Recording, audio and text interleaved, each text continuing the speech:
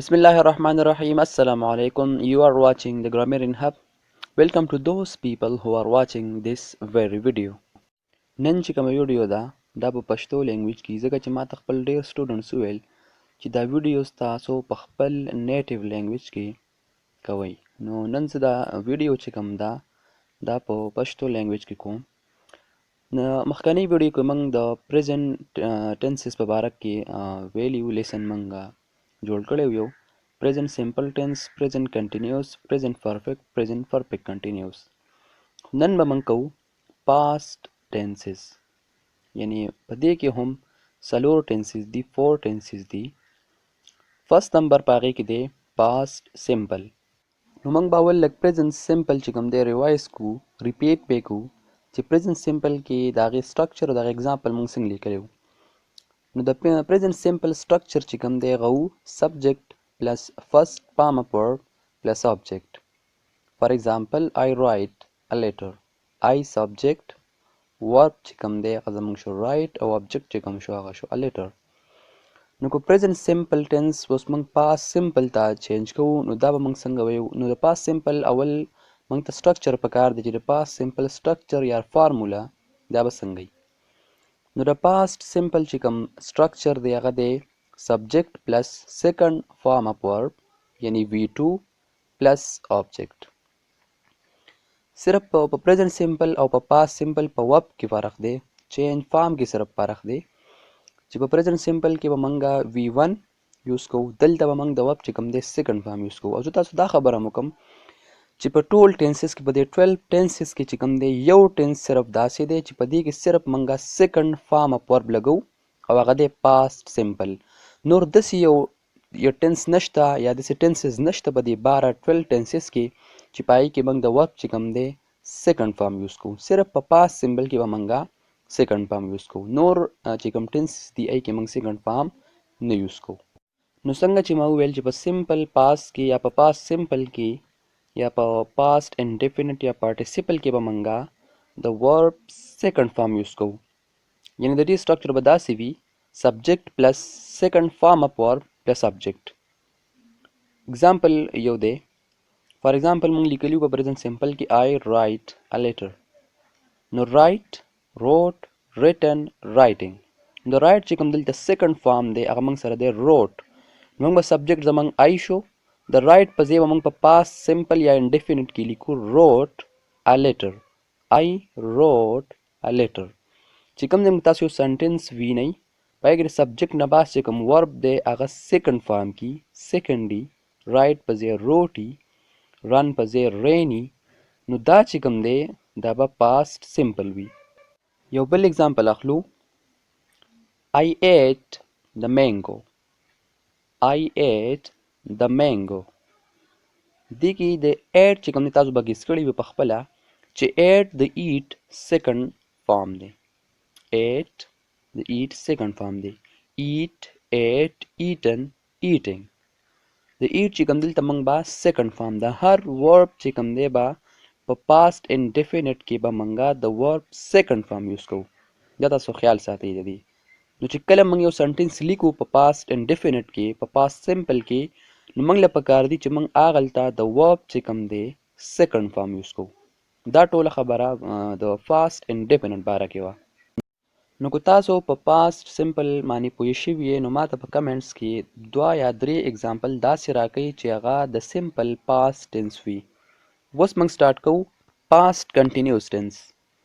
نو دې څه به هم موږ لږه پریزنټ کنټینیوس سټرکچر هم سټډي کوو چې په پریزنټ کنټینیوس په سټرکچر کې موږ څه لیکلي یو او د پاست کنټینیوس په سټرکچر کې به موږ اوس څه لیکو. نو د پریزنټ کنټینیوس سټرکچر داسې وو سبجیکټ پلس هیلپینګ وربز یعنی ایز ام آر plus verb with ing plus verb.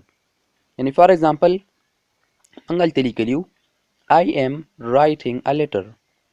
د present continuous په دغه کې موږ لیکلي یو په example کې I am writing a letter.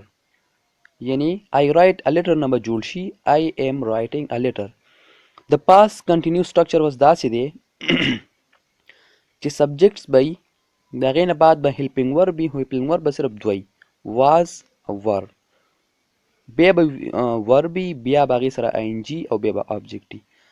او دې نه مخکې ویډیو کې ما ویلي مو چې په ټنسز کې په ټول 12 ټنسز کې چې کوم ځای کې کنټینیوس نوم وي نو هلته به موږ د ورب سره ING لګو.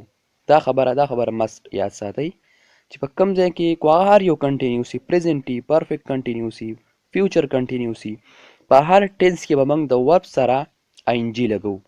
نو ما بیا ویلیو چې کو واکي هغه به واکینګ شي، کو ریډي هغه به ریډینګ شي، کو سمایلی هغه به سمایلینګ شي، کو ایټي هغه به ایټینګ شي. نو د past continuous structure داسې دی subject plus was یا were plus verb with ING and object. دلته موږ example الو I was eating a mango. I was eating a mango. اوس د was او ور خبره ده چې was به موږ په کوم ځای کې لګوو او ور به موږ په کوم ځای کې لګوو. یعنې د کم داسې سبجیکټس دي چې هغه یو سبجیکټ کي نو هغلته موږ was وي، یا به داسې سبجیکټ دي چې هغې نه بعد به ور وي. نو فرست به موږ وایو د ور باره کې چې ور به موږ د کم سبجیکټس نه پس لګوو. نو د یو، وی، دی او د پلورل ناونز نه پس چې کوم دی هلته به موږ ور لګوو. نور چې کم سبجیکټس هم دي د هغې نه بعد به موږ was لګوو. نو په دې ټینسز کې زموږ چې کوم سبجیکټ دی هغه صرف I دی، نو I نه بعد به موږ was لګوو. په کنډیشنل سنټنس کې چې کوم دی دا موږ نیکسټ لیسنس کې وایو چې کنډیشنل سنټنسز څه ته وایي. صرف د هغې کې چې کوم دی د I نه بعد ور لګېدی شي. نور چې کوم دی په یو کنډیشن کې هم موږ د I نه بعد چې کوم دی ور نشو لګولی. په کنډیشنل سنټنسز کې موږ ور لګولی شو. دا به موږ وایو چې موږ صرف څنګه ور لګولی شو د سبجیکټ نه بهر. نو موږ به دلته لیکو I was eat نه به جوړ شي eating. I was eating a mango. یعنی ما چې کوم دی مینګو خوړو. میں ایک آم کھا رہا تھا.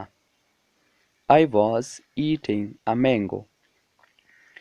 نو په دې کې صرف په پریزنټ کنټینیوس کې او په پاست کنټینیوس کې ډیفرنس دا دی چې هلته چې کوم دی د I نه پس به موږ لګوو M، دلته موږ ولګوو was. نور پکې څه فرق نشته. I am eating a mango، په پاست کنټینیوس کې دی I was eating a mango. نو که تاسو په پاست کنټینیوس په سټرکچر او په اگزامپل معنی پوه شوي یې نو ما ته په کمنټس کې 2-3 اگزامپل د پاست کنټینیوس ټنس ولیکئ. دې نه بعد به موږ وایو پاست پرفیکټ ټنس. نو که تاسو ته یاد وي د پریزنټ پرفیکټ چې کوم سټرکچر و هغه و سبجیکټ پلس هیز اور هیو پلس third form of verb پلس object. ما په هغې لیسن کې دا هم ویلي وو چې کوم ځای کې پرفیکټ نوم وي، پرفیکټ صرف پرفیکټ، نو هلته به موږ لګوو د ورب third form کنټینیوس نه چې صرف پرفیکټ وي، یعنې پریزنټ پرفیکټ، پاست پرفیکټ، فیوچر پرفیکټ. نو هلته موږ لګوو د ورب third form. خو دې سره بیا څه نور دغه فارمیلیټیز دي نو هغه به موږ دې کې وایو چې دې سره نور څه دي د سبجیکټ نه بعد چې هغه په پریزنټ سمپل کې چې کوم دی نشته او په پاست سمپل کې شته. نو هلته موږ ویلو سبجیکټ پلس هیز هیو، دلته به د هغې په ځای موږ لګوو صرف هیډ، یعنې سبجیکټ پلس هیډ پلس V3 یعنې third form of verb پلس object. نور پکې څه فرق نشته. هلته هم third form of verb دی، دلته هم third form of verb دی. سبجیکټ او object یو شی دی، خو هلته به موږ هیز هیو لګوو. په پاست پرفیکټ کې چې کوم دی موږ به صرف هیډ لګوو. نو سبجیکٹ plus head plus V3 plus object, it's the structure of past perfect tense. Let's take an example. زمانگ example day I had eaten a mango یا I had written a letter. I had written, the head na part, the right third form, write, wrote, written. I had written a letter یا I had eat. نو eat چې کوم دی د eat په third form لګو eat, ate, eaten. I had eaten a mango. subject इसके बाद had, इसके बाद V3 third form of verb plus object. لدي example بدس جوړ شي د past perfect. I had eaten a mango. last چې کوم دی زمونږ د lesson چې کوم last topic دی دا دی past perfect tense. past perfect continuous tense. ما یو پیره مې مخکې ویلي بیا هم درته ویم چې کنټینیوس دی نو دلته موږ څه لګو د ورب سره موږ لګو تاسو پته وي ING. eat نه به جوړ شي eating. write به شي writing. نو د present perfect continuous چې کوم structure وو هغه څه داسې وو subject plus has یا have plus been plus verb with ING plus object. یعنی هغه موږ لیکلی وو I have been writing a letter. I have been writing a letter یا I have been eating a mango. خو دلته د has have څه نشته. دلته موږ د هر سبجیکټ نه بعد چې کوم دی had لګولی شو. I had eaten a mango. She had eaten a mango. He had written a letter. دلته چې کوم دی اوس کنټینیوس دی نو past perfect continuous. نو سبجیکټ پلس had څنګه چې دلته موږ د has have نه been لګولی وو پس دلته موږ لګو been plus verb with ING form plus object. نو دې نه به جوړ شي I had been eating a mango یا I had been writing a letter. Alright, with this I have finished my today's lesson. I will see you very soon in my next video about the future tenses. So until then, keep smiling, keep practicing, keep learning English. It's me Avesh Inwari and you are watching the Grammarian Hub. Allah Hafiz.